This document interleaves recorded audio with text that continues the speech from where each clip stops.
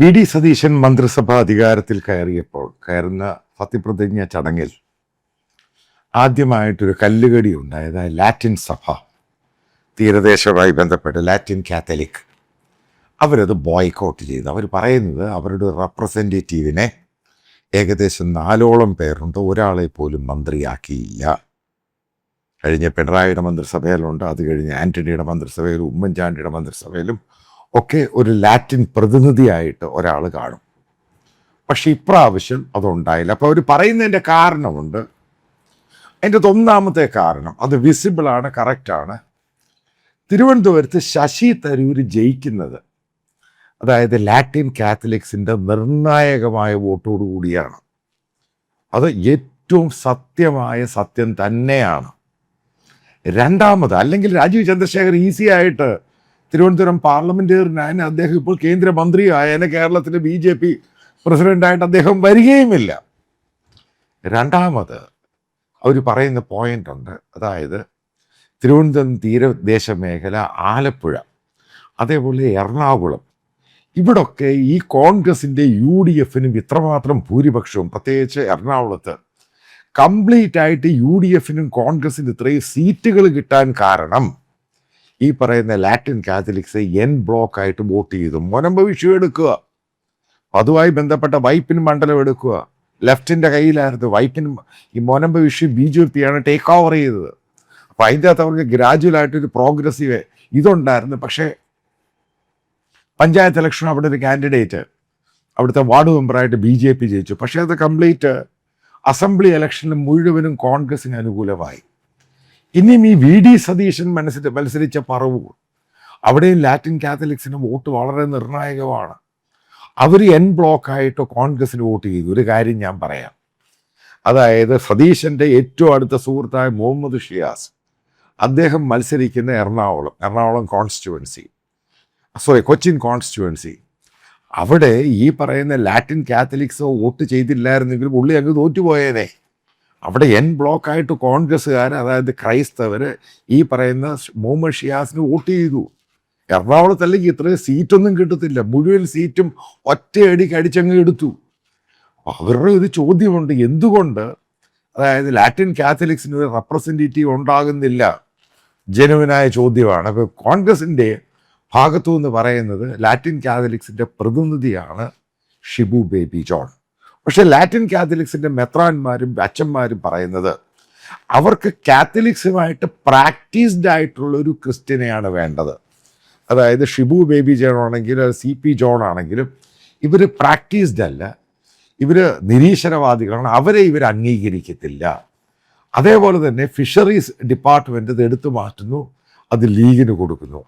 ആദ്യമേ ഒരു കാര്യം പറയാം, ഇത് ബേസിക്കലി ലാറ്റിൻ കാത്തലിക്സ്, അതായത് കാത്തലിക് കമ്മ്യൂണിറ്റിയെക്കാളും കോൺഗ്രസ്സിന് കൊല്ലം തീരദേശ മേഖലയാണെങ്കിൽ ഈ ബിന്ദു കൃഷ്ണ ഉൾപ്പെടെയുള്ളവരും വിഷ്ണുനാഥ് ഉൾപ്പെടെയുള്ളവർക്ക് ജയിച്ചതിൻ്റെ പിറകിലുള്ളൊരു വോട്ടുണ്ട്. അതായത് ഇത്രയും സോളിഡ് ആയിട്ടുള്ള വോട്ട്, അതായത് ലാറ്റിൻ കാത്തലിക്സിൻ്റെ വോട്ടുകൾ നിർണായകം തന്നെയാണ്. അതേപോലെ ആലപ്പുഴ ഇതേപോലെ UDFനും വിജയം കിട്ടിയതിലും ലാറ്റിൻ കാത്തലിക്സിൻ്റെ വോട്ടുണ്ട്. എറണാകുളമുണ്ട്, തൃശ്ശൂരുണ്ട്. അപ്പോൾ ഇതൊക്കെ ഘടകം തന്നെയാണ്. അപ്പോൾ അവരെ മാറ്റി നിർത്തി. ഏതാണ്ട് ഈ സതീശൻ പറഞ്ഞൊരു കാര്യം ഇവിടെ സോഷ്യൽ മീഡിയയിലൊക്കെ പറയുന്നതാണ്, സതീശൻ ബിഷപ്പ് ഹൗസിൻ്റെ തിണ്ണനിറങ്ങാൻ പോകില്ല, NSSൻ്റെ തിണ്ണനിറങ്ങാൻ പോകില്ല, SNDPയുടെ തിണ്ണനിറങ്ങാൻ പോകില്ല. പക്ഷേ ആദ്യത്തെ കാഴ്ച കണ്ടു. സത്യപ്രതിജ്ഞ ചെയ്ത ശേഷം അദ്ദേഹം ആദ്യം പോയത് വെള്ളയമ്പലത്ത് ലാറ്റിൻ കാത്തലിക്സിൻ്റെ ആർച്ച് ബിഷപ്പിനെ കണ്ട് ഡിസ്കഷൻ നടത്താൻ വേണ്ടിയാണ്. മനസ്സിലാക്കുക, ഇതൊക്കെ സോഷ്യൽ മീഡിയയിലുള്ള നരേറ്റീവ്സ് മാത്രമാണ്. കേരളം ഭരിക്കുന്ന, അതായത് പുതിയതായിട്ട് വരുന്ന മുഖ്യമന്ത്രിയാണെങ്കിലും കേരളം ഭരിക്കുന്നവർക്ക് അവർക്കൊക്കെ കൃത്യമായിട്ടറിയാം ഓരോ കമ്മ്യൂണിറ്റിയുടെ പ്രാധാന്യം എന്താണ്. അല്ലെങ്കിൽ ഈ പറയുന്ന വിഴിഞ്ഞം തുറമുഖം മറ്റുള്ള അവിടെയൊക്കെ ഈ ലാറ്റിൻ കാത്തലിക്സിനാണ് ഏറ്റവും കൂടുതൽ ഭൂരിപക്ഷം. ഈ വിഴിഞ്ഞം ഭാഗത്തൊക്കെ ഇഷ്ടം പോലെ റയറ്റ് ഉണ്ടാകാറുണ്ട്. ഇപ്പം ഇതിനെയൊക്കെ കമ്മ്യൂണിക്കേറ്റ് ചെയ്യാൻ ഈ പറയുന്ന ബിഷപ്സുമായിട്ട് തന്നെ കമ്മ്യൂണിക്കേറ്റ് ചെയ്യണം, അല്ലെങ്കിൽ ഒരു ഭയങ്കര ഡിഫിക്കൽട്ടി ഇഷ്യൂ ആണ്. എന്തുകൊണ്ടാണ് സജി ചെറിയാൻ രാജിവെച്ചിട്ട് പെട്ടെന്ന് മന്ത്രിസഭയെ കൊണ്ടുവന്ന്? കാരണം ഇവരുമായിട്ട് കമ്മ്യൂണിക്കേറ്റ് ചെയ്യാൻ പ്രോപ്പറായിട്ട് ആൾ വേണം. ഇതാണ് അതിൻ്റെ പ്രധാനപ്പെട്ട ഘടകം. അതേപോലെ തന്നെ ഓർത്തഡോക്സ് സഭ അവർ പറയുന്നു അവർക്ക് പ്രാതിനിധ്യമില്ല. അതായത് പിന്നെ ചാണ്ടി ഉമ്മനെ ആദ്യം പറഞ്ഞു, പിന്നീട് പറയുന്നത് ഞങ്ങൾ ചാണ്ടി പുതുപ്പള്ളിയുടെ കാര്യമാണ് പറഞ്ഞു. അതല്ല, ഈ പറയുന്ന സതീശൻ അടുത്തത് പോകുന്ന ഓർത്തഡോക്സ് സഭയുടെ കോട്ടയം തന്നെയായിരിക്കും. ഇത് മനസ്സിലാക്കേണ്ടത്, നിങ്ങൾ ഈ പറയുന്ന നരേറ്റീവ്സ് അല്ല വിശ്വസിക്കേണ്ടത്. അതായത് ഈ സതീശനെ കുറ്റം പറയാനൊന്നും പറ്റത്തില്ല. ഇതല്ലാതെ ഇത് മുന്നോട്ട് പോകാൻ പാടാണ്. ഇനി അടുത്ത പ്രധാനപ്പെട്ട പോയിന്റ് മതകാര്യം തന്നെ അങ്ങ് എടുക്കാം. അസംബ്ലിയുമായി ബന്ധപ്പെട്ടും കേരളത്തിൽ ഉണ്ടാകാൻ പോകുന്ന മാറ്റം. പണ്ട് നേമത്തൂന്ന് രാജഗോപാൽ എന്ന് പറഞ്ഞൊരു BJPയുടെ സ്ഥാനാർത്ഥി ജയിച്ചു വന്നു, 5 വർഷം അവിടെ ഇരുന്നു. അദ്ദേഹം BJPക്ക് ഒരു പ്രയോജനവും ചെയ്യാത്തൊരു മനുഷ്യനാണ്. ഒരു പാവം പിടിച്ച മനുഷ്യന് അവിടെ 5 വർഷം വരുന്നു, പിണറായി വിജയനെ സപ്പോർട്ട് ചെയ്തു, അവസാനം അദ്ദേഹം രാഷ്ട്രീയത്തിൽ നിന്ന് മാറിപ്പോയി. പക്ഷെ ഇപ്പോഴ് 3ഓളം BJPയുടെ MLA നിയമസഭയിലുണ്ട്.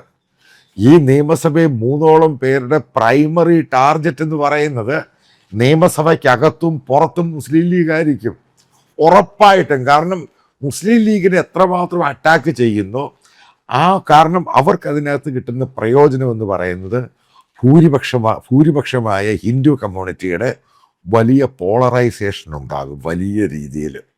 ഈ പറയുന്ന NSSും ഈ പറയുന്ന SNDP ഇവരുടെ ഈ നിയമസഭയിലുണ്ടാകുന്ന ഓരോ ഡിബേറ്റുകളും സ്റ്റേറ്റ്മെൻറ്റുകളും, അതായത് പുറത്തുണ്ടാകുന്ന സ്റ്റേറ്റ്മെൻറ്റുകളും ഓരോന്നും, കാരണം ഇവർ അക്കമിട്ട് നികത്തും. കാരണം ഗവൺമെൻറ്റിൻ്റെ പല അപ്പോയിൻമെൻറ്റ് ലീഗ് കയറി ചാടി കയറി ചെയ്യും, പോലീസിങ് നശിപ്പിക്കാൻ ശ്രമിക്കും, സ്വർണ്ണക്കള്ളക്കടത്ത് ഈ ഇഷ്യൂ എല്ലാം കൂടെ കയറ്റി വന്നു കഴിയുമ്പോൾ അവർ ഈ പറയുന്ന ഭൂരിപക്ഷമായ ഹിന്ദു കമ്മ്യൂണിറ്റിയും മറ്റൊരു മൈനോറിറ്റി കമ്മ്യൂണിറ്റിയായ ക്രിസ്ത്യൻസുമായിട്ട് സോഫ്റ്റ് കോർണറിലങ്ങ് പോകും. അവർ പെർമനൻ്റായിട്ട് ഈ ലീഗിനെ അറ്റാക്ക് ചെയ്യും. ലീഗിനെ അറ്റാക്ക് ചെയ്യുന്ന സമയത്ത് സതീശനെ എതിർക്കുന്നൊരു ഗ്രൂപ്പുണ്ട്, അതായത് രമേശ് ചെന്നിത്തലയുടെ നേതൃത്വത്തിലുണ്ടാകാൻ പോകുന്ന ഇപ്പോൾ കോൺഗ്രസിനകത്തൊരു പ്രതിപക്ഷം. അവർ പൂർണ്ണമായിട്ടും നിശബ്ദമായിട്ടിരിക്കും. കാരണം ഇത് ഡിഫെൻഡ് ചെയ്യാൻ ആളില്ലാതെ വരും. ഈ ഒരു സന്ദർഭത്തിൽ സതീശന് എല്ലാ സമയത്തും ആൻസറബിളായിട്ട് പോകേണ്ടി വരും. ഇതാണ്. അപ്പോൾ ആ ഒരു സന്ദർഭത്തിൽ ഈ പറയുന്ന സതീശനെ SNDPയെയും ഈ വെള്ളാപ്പള്ളിയെയും കാണേണ്ടി വരും 100%. കാരണം അത് വലിയൊരു പോളറൈസേഷനായിട്ട് മുന്നോട്ട് പോകാനുള്ള സാധ്യത വളരെ കൂടുതലാണ്. അതേപോലെ ഈ സഭയും സുബയും കുന്നോ കുടച്ചക്രമൊന്നും അല്ല വിജയിപ്പിച്ചത്. ഇവിടെ ജനങ്ങൾ വോട്ട് ചെയ്താൽ വിജയിപ്പിച്ചത്. പക്ഷെ സഭയ്ക്കെല്ലാം എപ്പോഴും ഒരു അപ്പർ ഹാൻഡ് ഉണ്ട്. ഈ കാത്തലിക് സഭയാണെങ്കിൽ തന്നെ അവർക്കൊരു അപ്പർ ഹാൻഡ് ഉണ്ട്. അപ്പോൾ അവരവരുടെ രീതിയിൽ ആൾക്കാരെ ക്യാബിനറ്റിലാണെങ്കിലും MLA അത് കേരള കോൺഗ്രസ് അല്ല കോൺഗ്രസിൻ്റെ അകത്തൂടെ കയറ്റും. CPM ഇരുന്ന സമയത്തും അതും അവർക്ക് ചെയ്യാനറിയാം. അവരവരുടെ ആൾക്കാരെ അവരുടെ കാര്യങ്ങളൊക്കെ നടന്നു പോകണം. അത് പ്രത്യേകിച്ച് ക്രൈസ്തവ സഭകൾ. ഈ ക്രൈസ്തവ സഭകളിൽ ഡിമാൻഡ് ഇല്ലാത്തൊരൊറ്റ സഭ പെന്തുക്കോസുകാരേ ഉള്ളൂ. അവർക്ക് സ്കൂളില്ല, കോളേജില്ല, ആശുപത്രിയില്ല. അവർക്കാകെ ഉള്ളത് ബൈബിളും കൂടുതൽ പ്രാർത്ഥനാ ഹോളും മാത്രമേ ഉള്ളൂ. മറ്റുള്ള സഭകളാണെങ്കിൽ ഇതെല്ലാം ഇൻസ്റ്റിറ്റ്യൂഷണലൈസ്ഡ് ആണ്. ഇവർക്ക് ഇഷ്ടംപോലെ സ്ഥാപനങ്ങളും പരിപാടികളും അതും ഇതും കുടച്ചക്രം എല്ലാം ഇവർക്ക് വേണം. ഈ ഒരു സന്ദർഭത്തിൽ ഈ പറയുന്ന കോൺഗ്രസിൻ്റെ ലീഗും ഈ പറയുന്ന BJP ഇതുമായി ബന്ധപ്പെട്ട് നിങ്ങൾ ഈ പറയുന്ന സോഷ്യൽ മീഡിയയിൽ പറയുന്ന നരേറ്റീവ്സ് ഒന്നുമല്ല നടക്കുന്നത്. ഈ പറയുന്ന സതീശൻ ഇവരുമായിട്ടൊക്കെ സംസാരിച്ച് നെഗോഷിയേറ്റ് ചെയ്ത് ഓരോന്നും പറഞ്ഞു തന്നെ പോകേണ്ടി വരും. ഇല്ലെങ്കിൽ അവിടെ, കാരണം ഇവരെല്ലാം കൂടെ ഈ പബ്ലിക് സ്റ്റേജിൽ കയറി അറ്റാക്ക് ചെയ്യും. അതായത് ആദ്യം മനസ്സിലാക്കേണ്ട ഒരു പ്രധാനപ്പെട്ട ഘടകം എന്ന് പറയുന്നത്, ഇന്നത്തെ ഇന്ത്യൻ പൊളിറ്റിക്സ് എന്ന് പറയുന്നത് ഇഷ്യൂ ബേസ്ഡ് ആണ്. അതായത് നമുക്കറിയാം എങ്ങനെയാണ് ഉമ്മൻചാണ്ടി മന്ത്രിസഭയ്ക്ക് ഏറ്റവും വലിയ ഇഷ്യൂ ഉണ്ടായത്. സോളാർ ഇഷ്യൂവാണ്. അതിനെ ഡിഫെൻഡ് ചെയ്യാൻ കോൺഗ്രസ് പാർട്ടിക്കകത്ത് ആൾക്കാർ തയ്യാറായില്ല. അദ്ദേഹം ഒറ്റപ്പെട്ടു പോയി, വലിയ തോൽവി ഏറ്റുവാങ്ങി. പിണറായി വിജയനെ എല്ലാം അറ്റാക്ക് ചെയ്യുമ്പോൾ പാർട്ടി എന്ന് പറയുന്നൊരു കേഡർ സ്വഭാവമുണ്ട്. അതിൻ്റെ പേരിലാണത് പിടിച്ചു നിന്നുമ്പോൾ. നരേന്ദ്രമോദിയുടെ ഏറ്റവും വലിയ സംഭവം എന്ന് പറയുന്നതും പാർട്ടി എന്ന് പറയുന്നത് ഹിന്ദുത്വ സംഭവമാണ്. RSSൻ്റെ വലിയ സപ്പോർട്ടും ഹിന്ദുത്വ രീതിയിലുള്ള ഭരണം. അതുകൊണ്ടാണ് അതിന് ഇഷ്യൂ ബേസ്ഡ്, അതായത് ഹിന്ദുത്വ ഇഷ്യൂ ആണ് ഹൈലൈറ്റ് ചെയ്യുന്നത്. അതുകൊണ്ടാണ് ഈ ഇഷ്യൂ ബേസ്ഡ് ഈ പറയുന്ന BJPക്ക് ഈ നരേന്ദ്രമോദിക്ക് കാര്യമായിട്ടുണ്ടാകാത്തത്. പക്ഷെ അത് ഗ്രാജുവലായിട്ട് റെഡ്യൂസ് ചെയ്ത് കഴിയുമ്പം ഇഷ്യൂസ്, അതായത് ഇപ്പം എക്കോണമി എന്ന് പറയുന്നത് നരേന്ദ്രമോദിക്കെതിരെ ഇഷ്യൂ തന്നെയാണ്. അതൊരു ഇഷ്യൂ കയറി അങ്ങ് വലിയ രീതിയിൽ അങ്ങ് വളരും. കേരളത്തിൽ എപ്പോഴും ഇഷ്യൂ ബേസ്ഡ് ആണ് ഈ പൊളിറ്റിക്സ് എന്ന് പറയുന്നത്. അതുകൊണ്ട് മനസ്സിലാക്കേണ്ടത് സതീശനും ഇഷ്യൂ ബേസ്ഡ് ആയിരിക്കും. ഇന്ന് ഇഷ്യൂ ഇല്ലായിരിക്കും, നാളെയും രണ്ട് ദിവസം കഴിയുമ്പോൾ വലിയ രീതിയിൽ ഇഷ്യൂ ഉണ്ടാകും. അതിനെ ആമിക്കബിളായിട്ട് സെറ്റിൽ ചെയ്യാൻ, ഡിഫെൻഡ് ചെയ്യാൻ കഴിഞ്ഞില്ലെങ്കിൽ ആ ഇഷ്യൂ പെട്ടെന്നാണ് സ്പ്രെഡ് ചെയ്യുന്നത്.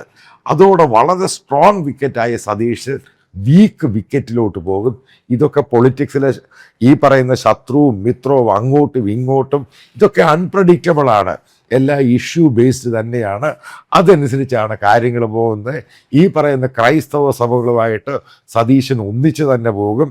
ഈ പറയുന്ന സുകുമാരൻ നായരെ സതീശൻ പോയി കാണും, വെള്ളാപ്പള്ളിയെ സതീശൻ പോയി കാണും.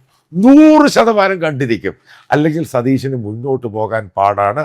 പ്രത്യേകിച്ച് 3 അംഗങ്ങൾ, BJP അംഗങ്ങൾ കേരളത്തിൻ്റെ നിയമസഭയിൽ ഇരിക്കുമ്പോൾ അവരുടെ പ്രൈമറി ടാർഗറ്റ് എന്ന് പറയുന്ന ലീഗിനെയാണ്. ലീഗ് അതിന് പറ്റിയ വിഷയങ്ങളെല്ലാം ഉണ്ടാക്കി കൊടുക്കുകയും ചെയ്യും. കാരണം അവരുടെ അഡ്മിനിസ്ട്രേഷനിലുള്ളതിൻ്റെ അകത്ത് ഈ കുഞ്ഞാലിക്കുട്ടി ഒഴികെ ബാക്കി എല്ലാം മണ്ടന്മാരാണ്. ബാക്കി എല്ലാവരും മണ്ടന്മാർ. ഈ KM ഷാജിയൊക്കെ വലിയ മണ്ടനാണ്. അല്ലെങ്കിൽ ഒരു ജനപ്രതിനിധി പറയാൻ സാധിക്കുമോ മതമാണ് വലുത്, മുസ്ലിം ഇതൊക്കെ പറയാൻ സാധിക്കുമോ? ഇതൊക്കെ ശരിക്കും അങ്ങ് പോസ്റ്റ്മോർട്ടം ചെയ്ത് കഴിയുമ്പോൾ ഈ പറയുന്ന ഭൂരിപക്ഷ ആളുകളും അതിൻ്റെ കൂടെ നിൽക്കുന്ന ക്രൈസ്തവ മൈനോറിറ്റിയും കൂടെ ചേർന്ന് കഴിയുമ്പോൾ പെട്ടുപോകും. അത് മറ്റൊരു ഇഷ്യൂ ആയി മാറും. അതായത് ഇഷ്യൂ ബേസ്ഡ് പൊളിറ്റിക്സ് ആണ്. അതിനൊരു സൊല്യൂഷൻ ഉണ്ടാക്കി ആമിക്കബിൾ സെറ്റിൽ ചെയ്യാതെ ഈ ഗവൺമെൻറ്റിന് ഫർദർ മുന്നോട്ട് പോകാൻ 100% ബുദ്ധിമുട്ട് തന്നെയായിരിക്കും.